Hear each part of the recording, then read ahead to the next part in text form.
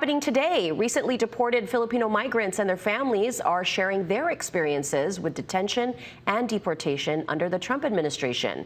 Immigrant advocacy group Tanggol Migrante Network is hosting a virtual press conference at 3 p.m. Organizers say the event aims to counter fear and misinformation about immigration policies and calls for the dignified treatment of migrants. The protection and defense of our kababayan could really be maximized, I think, if these,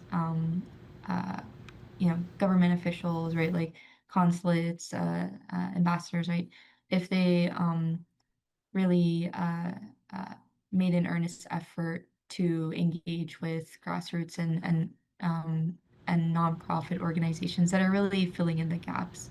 To register, sign up over on the link that we'll have on our website, hawaiinewsnow.com. It's tinyurl.com/TMM0817.